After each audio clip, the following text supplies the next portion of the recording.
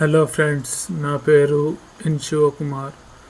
నా ఛానల్ వచ్చేసి ఎన్ శివకుమార్ అనాలిటిక్స్ అంటని ఉంటుంది. నేను ఇప్పటికీ చాలా వీడియోలు చేశాను, కాకపోతే లైక్స్ అండ్ సబ్స్క్రైబర్స్ తక్కువైపోయారు. నా యాక్టింగ్ కనుక మీకు నచ్చినట్లయితే నా వీడియోని క్లిక్ చేసి చూడండి. ఎన్ శివకుమార్ అనాలిటిక్స్ అంటని ఉంటుంది. లేకపోతే ఎన్ శివాజీ శివ అంటని క్లిక్ చేయండి.